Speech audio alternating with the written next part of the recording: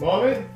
After 20 odd years of talking about it, I'm finally going off to somewhere a bit sunnier to finish my paragliding course. Now don't get me wrong, I love Yorkshire, God's own county, but it's too wet for ducks half the time, never mind paragliding. I started training here in the UK, but between wind, rain and work, well, in 1 year I managed 4 lessons. So our lass said, stop moaning and just go somewhere sunny. And before I knew what had happened, it was all booked and sorted. I'm off to Spain with a paragliding school called Zero Gravity.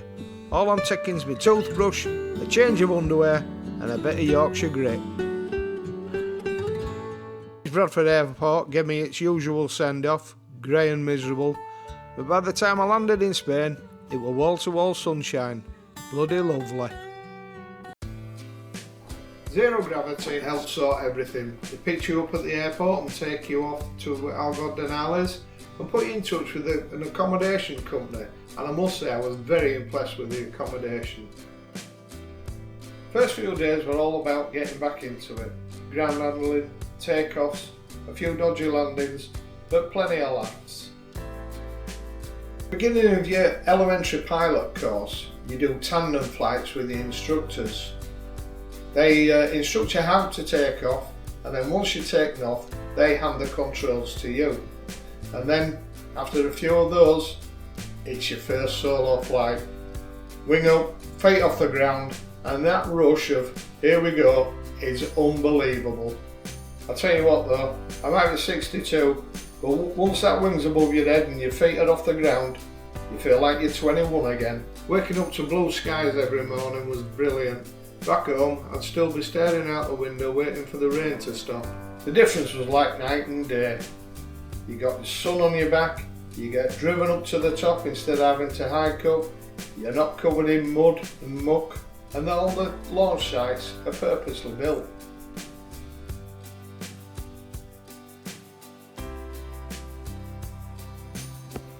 This is how crazy paragliding is.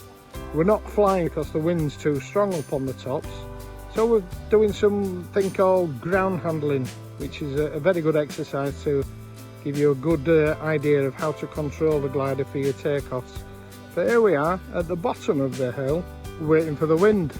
All just stood about, so at the top it's too windy, down here there's nothing.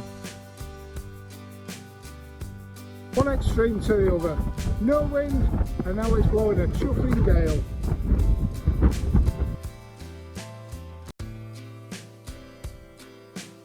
So while I was up there flying around, I thought, are you ever really too old to do what you want to do? Drop a comment, let me know what you think.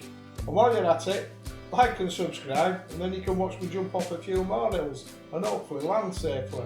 Here I am, 10 to 8 in the evening, just landed from the final flight of the day, doing a bit of ridge soaring. It's a day off tomorrow.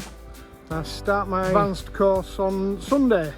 It's been a fantastic experience. The teachers have been excellent. We've had Luisma and Nacho, same as the crisps. They've both been fantastic. Right, these are the two main instructors. We've got Luisma on the right and Nacho on the left. Luisma has the patience of a saint, and Nacho, if he was any more laid back, he'd fall over.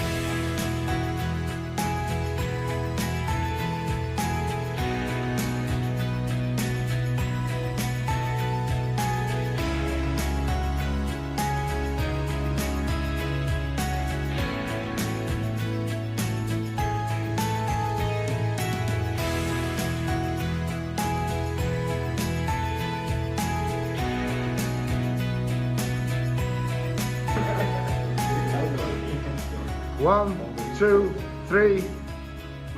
Straight out, Yorkshire.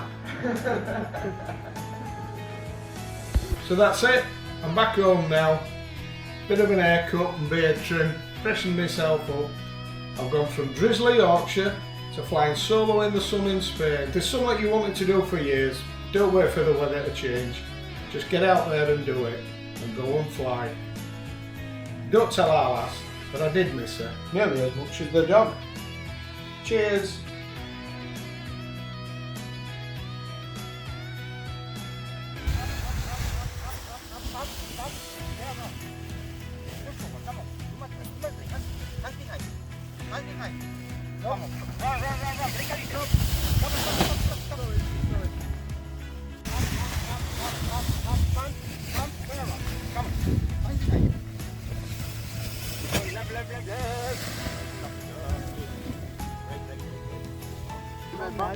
Breathe in.